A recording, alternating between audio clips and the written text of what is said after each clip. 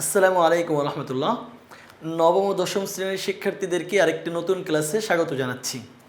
আমরা ধারাবাহিকভাবে আলোচনা করছিলাম এনসিটিবি 2025 শিক্ষাবর্ষের ইসলামী শিক্ষা বইয়ের অনুশীলনীর প্রশ্নগুলো নিয়ে। সেই ধারাবাহিকতায় আজ আলোচনা করব প্রথম অধ্যায়ের দ্বিতীয় সৃজনশীল প্রশ্নটা। আমাদের এখানে সৃজনশীল প্রশ্নের যে উদ্দীপক দেওয়া আছে, উদ্দীপকে দুইটা প্রেক্ষাপট দেওয়া আছে। প্রেক্ষাপট এক, আদ্যক্ষর সু নামক প্রতিষ্ঠানের কোনো কর্মকর্তার পেশাগত প্রশিক্ষণ এমনকি ডিপ্লোমা সনদ নেই, তারপরও তারা চিকিৎসা ও সেবিকা সেজে স্পর্শকাতর পরীক্ষা চালাচ্ছেন ও লোকজনকে টিকা দিচ্ছেন। এই সুযোগে তারা হাজার হাজার টাকা কামিয়ে নিচ্ছেন। মানে একটা হসপিটাল, ওই হসপিটালের যে চিকিৎসকগণ আছেন, যে সেবিকাগণ আছেন, তাদের কারোরই প্রশিক্ষণ নাই, ডিপ্লোমা সনদ নাই, তারপরেও তারা পরীক্ষা চালাচ্ছে স্পর্শকাতর এবং লোকজনকে টিকা দিচ্ছে। এই ভুল চিকিৎসার মাধ্যমে তারা হাজার হাজার টাকা কামিয়ে নিচ্ছে। এটা প্রথম আলো 2012 সালের 5 জুলাই রিপোর্ট করেছে। এখান থেকে আমরা দেখতে পাচ্ছি যে তাদের ভিতরগত অবস্থা খুবই খারাপ, কোনো সনদ নাই, কোনো প্রশিক্ষণ নাই, কিন্তু বাইরে নিজেদেরকে চিকিৎসক এবং সেবিকা প্রকাশ করে মানুষকে সেবা দিচ্ছে। ভিতরে একরকম, বাইরে আর এক রকম। আর তোমরা জানো ভিতরে একরকম, বাইরে একরকম হলে সেটাকে কি বলে, আশা করি বুঝতে পেরেছো। এখন বলছি না, একটু পরেই বলবো। এতক্ষণে যারা বুঝতে পেরেছো তো আলহামদুলিল্লাহ, যারা বুঝতে পারো নাই তারা উত্তর দেওয়ার সময় ইনশাল্লাহ বুঝতে পারবে। অ্যান্টিবায়োটিকের অপব্যবহার এভাবে বাড়তে থাকলে খুব শীঘ্রই মানব জাতি জীবাণুর বিরুদ্ধে প্রাণ রক্ষার যুদ্ধে পরাস্ত হবে। গৃহপালিত পশু পাখিকে রোগমুক্ত রেখে কম সময়ে অধিক উৎপাদনের লক্ষ্যে অ্যান্টিবায়োটিকের অবাধ ব্যবহার হয়ে আসছে। পোলট্রিতে উৎপাদন বাড়াতে, অর্থাৎ পোলট্রির দৈহিক বৃদ্ধির জন্য অনেক খামারি গ্রোথ প্রমোটার হিসেবে অ্যান্টিবায়োটিক ব্যবহার করে, যা হৃদরোগীর জন্য খুবই ক্ষতিকর। এটাও একটা পত্রিকার রিপোর্ট, যা 2012 সালের 12 সেপ্টেম্বর যুগান্তর করেছে। আমরা দুইটা পত্রিকার রিপোর্ট নিয়ে এখানে দুইটা প্রেক্ষাপট পড়লাম। আমাদের সামনে 4টা প্রশ্ন আছে। ক নম্বর প্রশ্ন হলো, আল্লাহর নিকট একমাত্র জীবন ব্যবস্থা কি? খ নম্বর হলো, তাওহীদের স্বরূপ ব্যাখ্যা করো। গ নম্বর হলো, 1 নম্বর প্রেক্ষাপটে কোন বিষয়টি প্রকাশ পেয়েছে পাঠ্যপুস্তকের আলোকে ব্যাখ্যা করো। 1 নম্বর প্রেক্ষাপট, যে একটা কোম্পানি, একটা চিকিৎসালয়, একটা হসপিটাল, সেখানে কারোরই কোনো সনদ নেই, প্রশিক্ষণ নাই। কোন বিষয় প্রকাশ পেয়েছে? নিফাক প্রকাশ পেয়েছে, কারণ তাদের ভিতরে একরকম আর বাইরে তারা নিজেদেরকে প্রকাশ করছে আর এক রকম। 2 নম্বর প্রেক্ষাপটে যে বিষয়টি ফুটে ওঠে, একটা অনইসলামিক কার্যক্রম, একটা অনৈতিকতা, তা সৎকর্মশীল হতে ও নৈতিক জীবন গঠনে আখেরাতে বিশ্বাসের ভূমিকার আলোকে বিশ্লেষণ করো। তোমাদের বইয়ের একটা পাঠের নাম সৎকর্মশীল হতে ও নৈতিক জীবন গঠনে আখেরাতে বিশ্বাসের ভূমিকা। এর আগে এর আলোকে আমাদেরকে বিশ্লেষণ করতে বলা হয়েছে যে এই যে অ্যান্টিবায়োটিকের অপব্যবহার হচ্ছে, এর মাধ্যমে কি কি হতে পারে। এখন আমরা একটা একটা করে উত্তর দিব। আমাদের সবার আগের প্রশ্ন হলো ক নম্বর, আল্লাহর নিকট একমাত্র জীবন ব্যবস্থা কি? এটা পবিত্র কোরআনের মধ্যেই উত্তর দেওয়া আছে, যে আয়াত তোমাদের বইয়ে কোট করা আছে, ইন্নাদ-দীনা ইনদাল্লাহিল ইসলাম, নিশ্চয়ই আল্লাহর নিকট একমাত্র মনোনীত জীবন ব্যবস্থা হলো ইসলাম। আল্লাহর নিকট একমাত্র জীবন ব্যবস্থা হচ্ছে ইসলাম। খ নম্বর প্রশ্ন, তাওহীদের স্বরূপ ব্যাখ্যা করো। তাওহীদের বিষয়টা কি স্পষ্ট করো। তাওহীদ আরবি শব্দ, এর অর্থ একত্ববাদ। ইসলামী শরীয়তের পরিভাষায় মহান আল্লাহকে এক এবং অদ্বিতীয় সত্তা হিসেবে স্বীকার করে নেওয়াকে তাওহীদ বলে। আমরা বলছি তাওহীদ শব্দটা আরবি, এর বাংলা হলো একত্ববাদ, মানে এক আল্লাহ বিশ্বাসী। আর এর বিপরীত হলো বহুত্ববাদ। অন্য ধর্মের মানুষ যেমন সৃষ্টিকর্তা অনেকজনকে মনে করে, কিন্তু আমরা যারা মুসলিম আছি, আমরা বিশ্বাস করি সৃষ্টিকর্তা, পালনকর্তা, রিজিকদাতা, রক্ষাকর্তা একজনই, তিনি মহান রব্বুল আলামিন। এটাই হলো তাওহীদ এবং একত্ববাদ। ইসলামী শরীয়তের পরিভাষায় মহান আল্লাহকে এক এবং অদ্বিতীয় সত্তা হিসেবে স্বীকার করে নেওয়াকে তাওহীদ বলে। তাওহীদের মূল কথা হলো মহান আল্লাহ তার সত্তা ও গুণাবলীতে এক ও অদ্বিতীয়। মহান রব্বুল আলামিন তার সত্তা এবং গুণাবলী, তিনি নিজে যেমন এক, তার যত গুণাবলী আছে, তার যে আসমাউল হুসনাগুলো আছে, সুন্দর সুন্দর নামগুলো আছে, এগুলোও তিনি এক ও অদ্বিতীয়। তিনি সকল প্রশংসা ও ইবাদতের একমাত্র মালিক। তার সাথে তুলনীয় কেউ নেই। লাইসা কামিসলিহি শাই, আল্লাহর সাদৃশ্য কেউ নেই। ওয়ালাম ইয়াকুল্লাহু কুফুয়ান আহাদ, আল্লাহর সমকক্ষ কেউ নেই। সুতরাং আল্লাহর সাথে তুলনীয় কেউ নেই। আশা করি বুঝতে পেরেছো তাওহীদের স্বরূপ। তাওহীদ শব্দের অর্থ বললাম, পরিভাষায় কাকে বলে বললাম, এবং তাওহীদের মূল থিমসটা কি, কাকে বলে, সেটা তোমাদের সামনে উপস্থাপন করলাম। আমাদের এখানে গ নম্বর প্রশ্ন হলো, 1 নম্বর প্রেক্ষাপটে কোন বিষয়টি প্রকাশ পেয়েছে পাঠ্যপুস্তকের আলোকে ব্যাখ্যা করো। 1 নম্বর প্রেক্ষাপটে কোন বিষয়টি প্রকাশ পেয়েছে? ওই যে হসপিটালের কোনো চিকিৎসকেরই, কোনো সেবিকারই কোনো প্রশিক্ষণ নেই, কোনো সনদ নেই, ভিতরে একরকম বাইরে আর একরকম, নিফাক প্রকাশ পেয়েছে। এখন আমরা গ নম্বর প্রশ্নের আলোকে নিফাকটাকে ব্যাখ্যা করব। আমরা বলছি 1 নম্বর প্রেক্ষাপটে নিফাক প্রকাশ পেয়েছে। নিফাক শব্দের অর্থ ধোঁকাবাজি, ভণ্ডামি, প্রতারণা, কপটতা, দ্বিমুখী ভাব পোষণ করা প্রভৃতি। এর ব্যবহারিক অর্থ অন্তরে বিরোধিতা গোপন রেখে বাইরে আনুগত্য প্রদর্শন করা। অন্তরে বিরোধিতা গোপন রেখে বাইরে আনুগত্য প্রদর্শন করাকে নিফাক বলা হয়। 1 নম্বর প্রেক্ষাপটে এ বিষয়টি প্রকাশ পেয়েছে, অন্তরে একরকম বাইরে আরেক রকম। উদ্দীপকে বলা হয়েছে, আদ্যক্ষর সুনামক প্রতিষ্ঠানের কর্মকর্তারা মিথ্যার আশ্রয় নিয়ে জনগণকে প্রতারণা করছে। মূলত যারা নিফাক করে তারা বাহ্যিকভাবে ইসলামকে স্বীকার করার ভান করে, কিন্তু অন্তরে কুফর লুকিয়ে রেখে মানুষকে ধোঁকা দেয়। প্রতারণা ও দ্বিমুখী আচরণ মুনাফিকের প্রধান বৈশিষ্ট্য।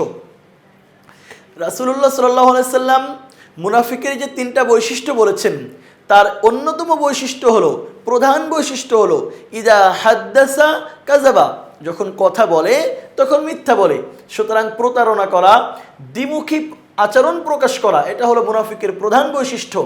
যারা এ ধরনের কাজ করে তারা মুনাফিকের অন্তর্ভুক্ত। আল্লাহ তাআলা মুনাফিকদের সম্পর্কে বলছেন, আল্লাহু ইয়াশহাদু ইন্নাল মুনাফিকিনা লাকাযিবুন, আর আল্লাহ সাক্ষ্য দিচ্ছেন মুনাফিকরা মিথ্যাবাদী।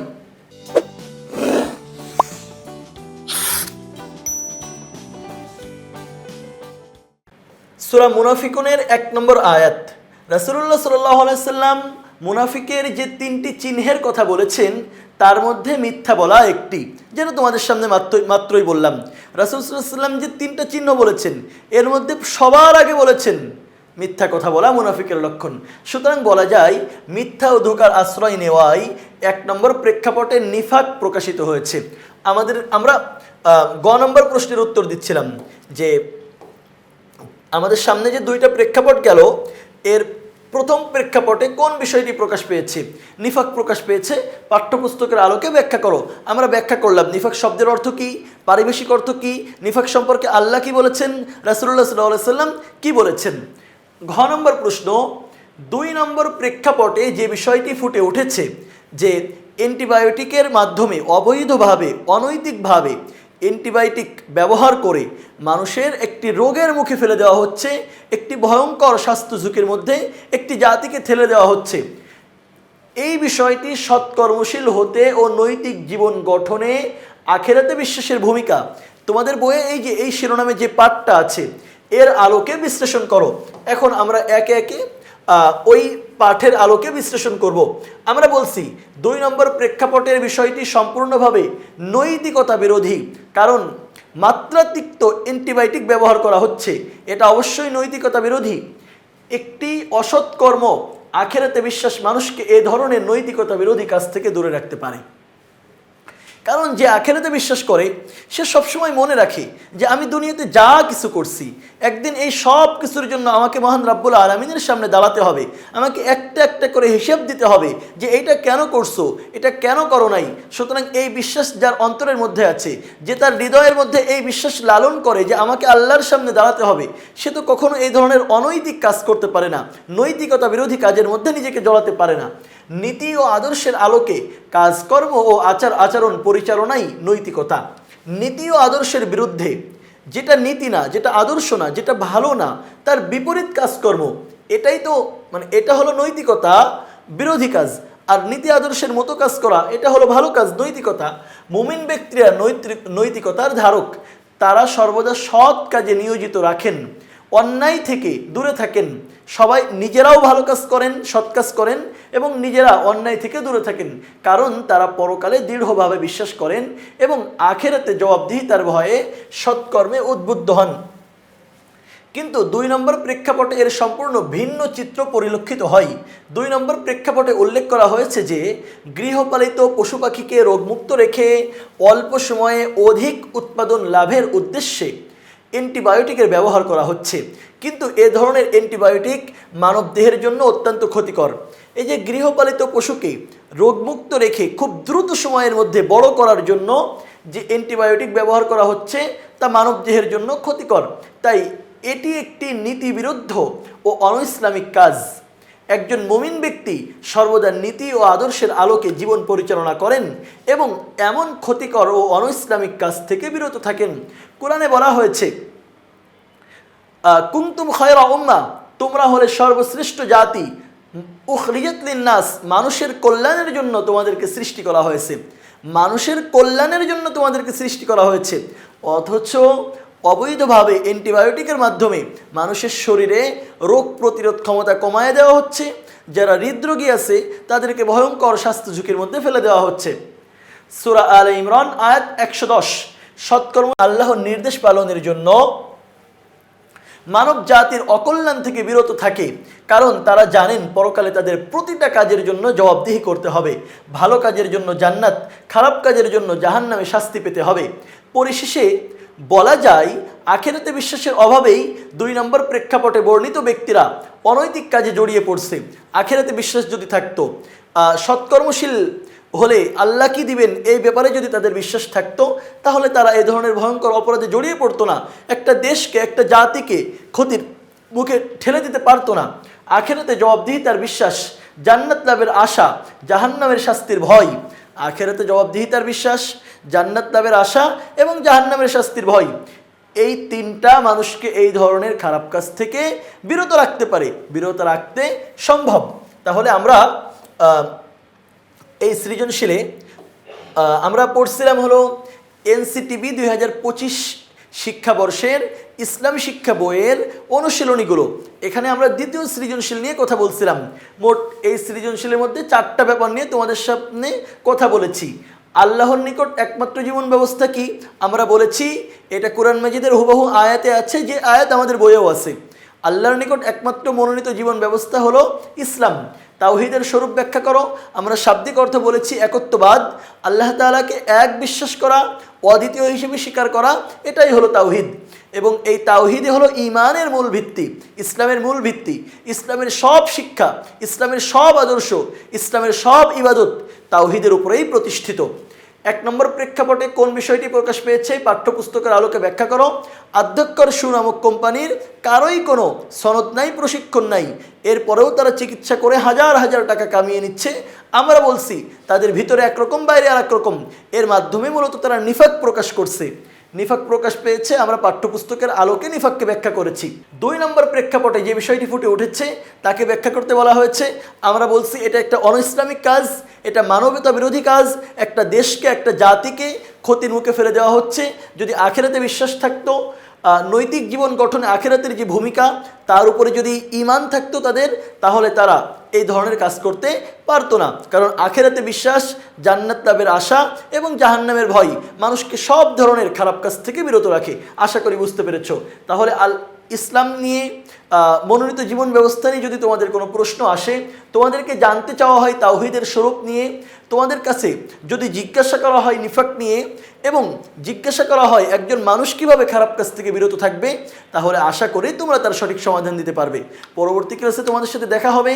মহান রব্বুল আলামিনের কাছে সেই আশাবাদ ব্যক্ত করে তোমাদের জন্য শুভকামনা জানিয়ে আজ বিদায় নিচ্ছি। আল্লাহ হাফেজ। আসসালামু আলাইকুম ওয়া রাহমাতুল্লাহ।